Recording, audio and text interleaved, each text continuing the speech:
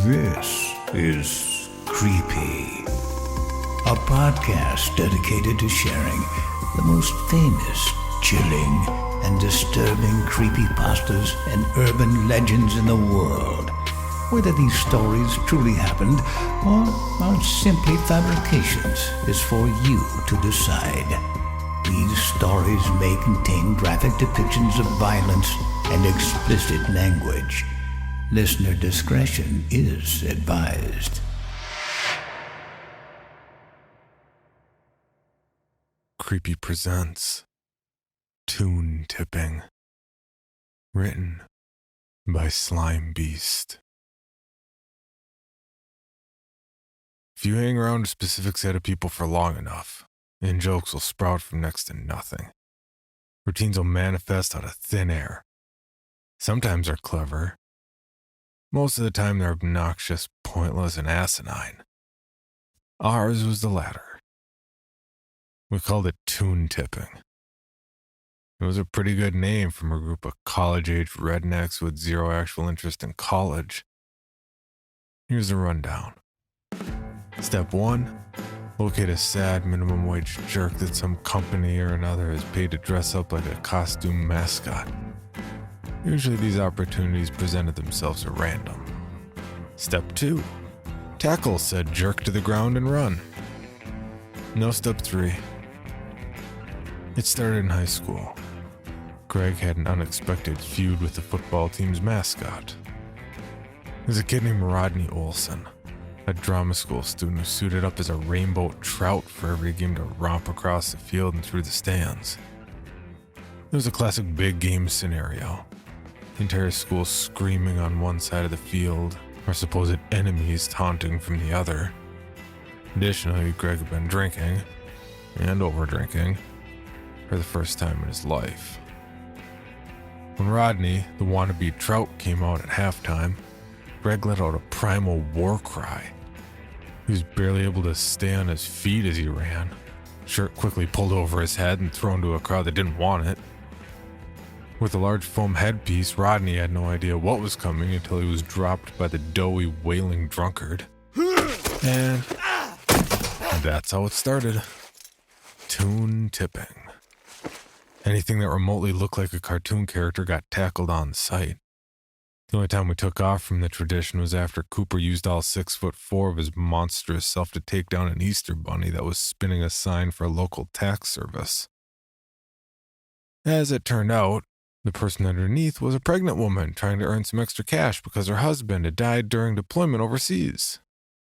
Yeah, not a good look for us. The local news pieced it together with a couple of previously reported incidents and tried to paint our stupid, crude game as something a touch more insidious. It's a violent new game kids across the country are playing, and it's coming to a street near you. I think that's what they called it. Greg and Coop were flipping about the whole thing. They figured that since there was no way to know who was in the suit, they couldn't possibly be held accountable. Myself and the final member of our brosome, the always thoughtful Scab, figured it might be a touch more sensible to stop randomly assaulting people for kicks. On that, we decided to chill. Things were pretty uneventful after a while. Naturally, no one knew 420-something losers were the kids on a street near you. Oddly enough, we kept mostly to ourselves when that tradition was off the table. All we did was drink, bullshit each other, and then go home at 2 to 4 a.m. Except for Scab, who lived with Coop and his parents on the condition he'd pay rent in the form of yard maintenance, which he didn't. It went smoothly until Coop's birthday party rolled around. Greg surprised him with tickets to Dandyland. 4 in total, with permission to take anyone he wanted, even though there was literally no one else who would go with him. When Scab and I took Greg aside and interrogated him as to why he would outspend us like that, everything was made clear. He'd actually won 2 tickets on a radio calling contest, so it was just a matter of buying the other 2. He considered one purchase to technically be for himself. The other was a gift for Coop, and the 2 free ones were for us. The bastard was as stupid as they come. Until it was time to scam his friends, apparently. Worse yet, if Coop found out and his present was ruined, we'd be the dickheads, not Greg. I hadn't been to Dandyland since I was a kid, despite the fact that it was just a 4-hour drive away. Back then, it was a treat, and I had to be really, really good before I could go. Funny thing, I never lost that subconscious rule. And as an adult, I didn't consider the fact I was free to go at any time, even though I was a prick. The place had changed a lot.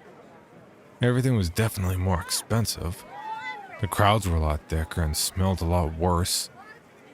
I told the guys about my favorite ride, the Wild Whirlpool, only to find it had been shut down and replaced with a shuttle based on the laser space movies. Scab thought he had read about a family whose boat capsized and wouldn't release a safety bar, drowning them all. I don't know about that, though. I think it would have been all over the news. We almost created a new tradition, too. Every time we spotted a park employee dressed as one of those dandy heiress characters, we rated her dog or damsel. If one got 4 dog votes, we called for the villain of their respective movie to take her away. If she got 4 damsel votes, we protected her from other patrons. And they had no idea what was going on, and most played along, so at least it was a step up from the previous pastime. I would have rated Princess Primavera a damsel no matter who was playing her. I probably watched her movie a few too many times for a little boy. All in all, we had a really amazing time. Not sure if you know this, but at some point Dandyland started serving alcohol in its restaurants. I don't think we bothered with the long lines for rides after we learned that. It became a cartoon world bar crawl. Coop started calling the children munchkins and saying "Follow the yellow brick road" on repeat. I'm pretty sure Dandy Co. doesn't own that, but to be honest, we can keep track anymore. The park obviously had rules against over-serving customers, but I was a designated driver, which meant I was only going to get buzzed. That meant I could place coherent, normal drink orders, then covertly pass glasses off to the others. Security was loose at first. A random plainclothes guard dressed just like another patron cornered us by a photo kiosk and gave us a threateningly courteous speech. He reminded us that the park was more fun when you can remember it, and that we didn't want the Queen's Guard to send us back to the world without wonder. I guess nobody's allowed to break character, even the rent-a-cops. A few drinks later, Greg went glassy-eyed and started shouting at an anthropomorphic phone booth. It was a heated argument, to be sure. The phone booth insisted, "Kids can call their favorite Dandyland character right now. Just lift the receiver." And Greg's counter-argument was, "Nobody remembers what a phone booth is. Why don't you go die?" Suddenly, security wasn't as forgiving. 2 guards had Greg in zip-tie cuffs before we even knew they were there, and 3 others had Coop, Scab, and myself under control by way of a firm hand on the shoulder. The guards were completely silent, despite the fact that we were fervently arguing our innocence. Before I knew it, 3 additional plainclothes dudes had split off from the crowd and were helping guide us away. Probably a security office or cell. I almost felt my feet leave the ground at one point, the patrons' faces around me becoming a blur of shock and disgust. Then, there was a brief moment where time stood still. Amid the din of drunken complaints and jack boots on cobblestone, I heard the voice of a single, exuberant child. I still have no idea how I picked it out from everything else going on. "Mommy, Mommy, it's Lucky Lemming!" Everything was slow. Matrix slow. I turned my head to see the world's most famous rodent, Lucky Lemming. Tuxedo, oversized furry hat, spotless white gloves. Lucky saw me too. He looked at our group, put his hand to his face and shook his head in overstated mock disappointment. My head turned back, eyes leading the way. I saw Greg just a few feet from me, arms still restrained at the wrists, red face, sweat cascading from his receding hairline. His gaze was locked on Dandyland's flagship character, and his mouth was drawing up into a crooked-toothed grin. The time stream returned to its normal state. I barely managed to croak out the word, "Don't!" as Greg threw himself free from his captors. The fatty meteorite streaked across the park grounds, bumping people out of the way, and inexplicably picking up speed. The lemming was looking down at a child and nodding in agreement with some unheard statement when he was suddenly struck by the projectile that was once a mortal man known as Gregory Stephen Benbow. Now, he had transcended into legend. An entire generation of children would be speaking his name in hushed whispers. To them, he'd be the boogeyman who made Lucky Lemon eat shit. The mascot went flying head over heels. He landed on his shoulder blades, large shoes whipping over him and through the air. He was very obviously unconscious on impact as he ragdolled into a resting position that would have made more visual sense if the costume was empty. Worst of all, he was beheaded. Not the real guy, of course. Lucky. The head went rolling off like a smiling beach ball and disappeared into the horde of horrified onlookers. I didn't see the guy's face, but the crowd did. Children started screaming and crying. They asked if Lucky was okay, and they wanted to know who the strange man inside him was. Coop, Scab, and I moved toward the exit as the guards broke out after Greg. I swear they moved in perfect military formation.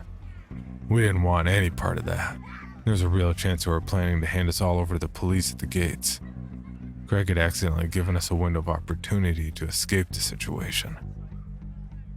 Back in the car, we weren't really sure how to proceed, however. Should we leave Greg to the fate he brought on himself or mount a rescue mission? Could we get back into the park at all, much less unnoticed? Would sacking a beloved celebrity in the middle of a public theme park count as domestic terrorism? The call from Greg's number broke the tension. He made it over a fence, and he had learned how to tighten and break zip ties many arrests in the past. In less than 30 minutes, we actually pulled off the whole rescue mission thing. Though not having to get back through the gates helped a lot. I'm not sure if we were banned from the park after that. We should have been, but I don't know if they knew who we were. With the level of security the park has, I wouldn't be surprised if they could find footage of us entering, then match the timing up with when we used our passes. If not, photos probably went up on several do not admit boards at least. I had put the incident behind me by the time midnight rolled by. I was considering going to bed early for me at least. It had been a pretty exhausting day overall. The park visit would have been tiring enough without the alcohol and the unexpected foot race at the end. The phone rang. I decided to ignore it and check the missed call the next day. When it went quiet and started ringing again, I answered out of frustration. Greg's dead. No greeting. I recognized Scab's voice immediately, regardless. The frenzied tone scared me more than the words he said. I guess I didn't really have time to process the meaning. If I had to, I guess I would have said he'd had alcohol poisoning or that he tripped and fell on the stairs up to his apartment. I would have been way off base. Cooper got a call from the cops a short time earlier. Greg's neighbors reported strange noises, then screaming. When officers finally broke down the front door, they found his body in a tremendous pool of his own blood. He had been decapitated. The police wanted to know who had been with Greg that day, when he was last seen. I was probably due for a call myself later that very night. Scab ranted on, and I couldn't find an opening to speak. Coop was downstairs at that moment dealing with someone who was trying to break into the house. Scab thought he saw a glint of a knife, but couldn't be sure. Coop was on the phone with 911, so Scab locked himself in a room upstairs and called me. I could hear Coop in the background of the call yelling at the top of his lungs. Get out of my house, dude! Get the fuck out of my house, dude! I asked if I should come by as Scab suddenly hung up. I tried calling back 8 to 10 times, but there was no answer. Coop's house was just down the street, and I hadn't heard any sirens yet. After some not-so-deep consideration, I hustled to the front door just to get a more clear idea of what was going on. Sirens blew past as I reached the door's frosted glass, which gave a blurred view from the living room to the lawn. Emergency lights flashed as I raced to the scene I had just been called from. I could make out a figure standing by the street, censored by the frosted glass of the window, silhouetted by the colors of danger. Red and blue blinked rapidly, and the figure was a step closer with each burst of light. On autopilot, I repeated what Scab had done, running to the upstairs bedroom and dialing 911 in the process. 911, what's your emergency? Yeah, there's someone trying to get into my house on Miller Creek Road. We're already on the way, sir. Please stay on the line and don't hang up again. The dispatcher sounded aggravated, and she didn't quite understand the situation. No, that was my friends, Cooper and Scab. I'm calling from... Excuse me, are you saying someone is named Scab? I let out some high incendiary profanity and hung up, dropping the phone onto the nightstand. As soon as it hit the wood of the table, a loud thud echoed through the room. I very briefly wondered how hard I had thrown it, until a second thud rang out, followed by the bedroom door coming slightly off its hinges. I called the police! I shouted. Thud. I have a fucking gun, you asshole! Thud. Either this mystery man knew I was lying about the second one, or this was more important to him than his life. Neither possibility was any good for me. One last blow was enough to take the door off. As it fell to the floor, I pressed send on another call to 911. All dispatchers busy. Get out of my house! I shouted, once again echoing those that came before me. The figure skulked into the room, back arched, arms dropped low like pantomime dummy full of sawdust. As the thing that resembled a man walked into the light of the room, dread weighed in my stomach, pulling my heart down with it. It was Lucky Lemming. But it wasn't Lucky Lemming. The tuxedo was a tattered wrapping of black plastic, like the soiled remains of trash bags. The oversized shoes were cardboard, bent and duct taped into shapes, said tape trailing upward and wrapping around plastic-clad shins. The hands were covered by a pair of blood-splattered grocery bags, rubber banded at the fingers to create gloves. Worst of all was the head. It was a grim-fetid mockery of Dandyland's iconic cartoon character. A mass of haphazardly stitched animal pelts, probably old roadkill, formed the ruddy brown and dingy white of the fictional creature's fur. In place of the oversized plastic eyes lay two quarter-sized holes that receded into darkness. Insects and larvae dropped from him like dandruff. You killed Greg! You killed them all! I stammered.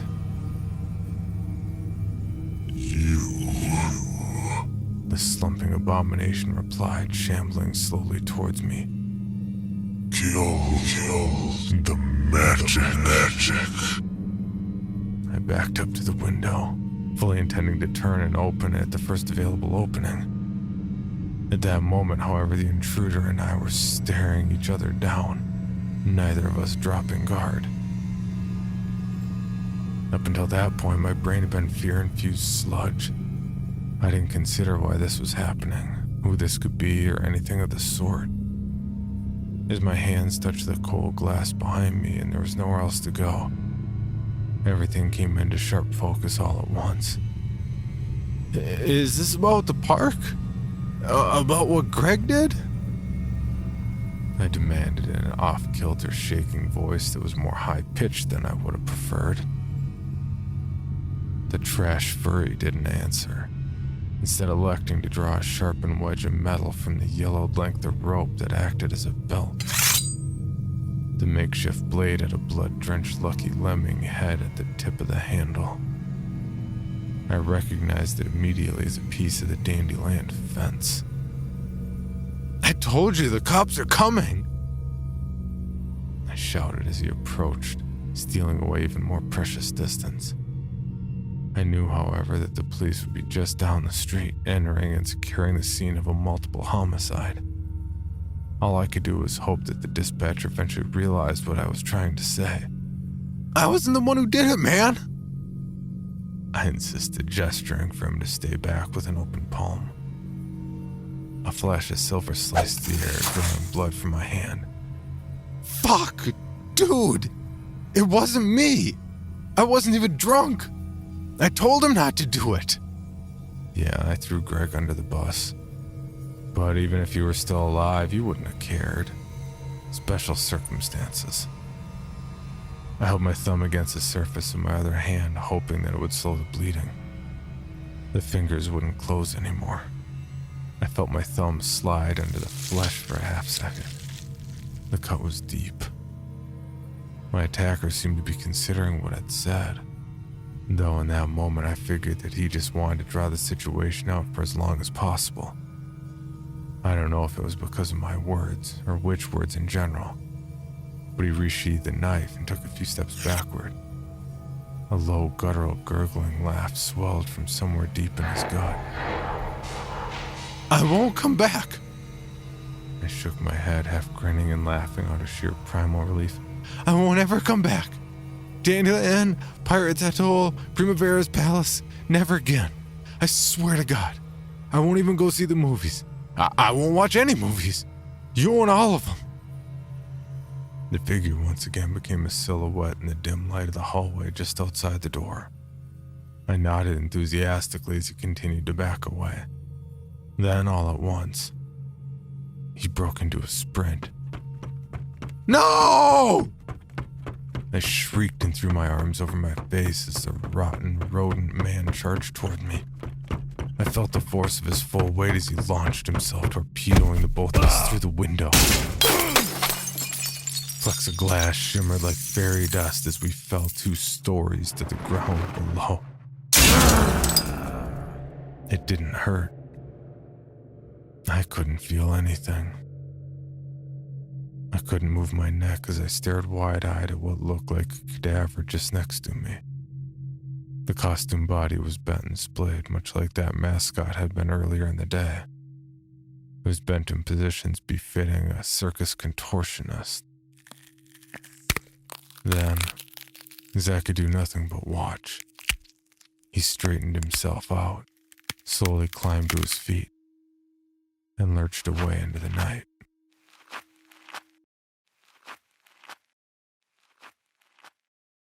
The doctors and nurses say I might regain control of my body someday. I know they're lying. The authorities say it's a good thing he let me keep my head. I don't know if I agree with them. A procession of friends and family visited me every day, then once a week, and finally once or twice a month. All these people tell me the same thing. I'm lucky. I'm not lucky. That guy, the one who did this to me, that was lucky. No one before or after will be lucky lemming as much as he was. We took that away from him, made him nothing but a clown in a suit in front of hundreds of people. I don't know who or what he is now. I just know he's finally free to be himself.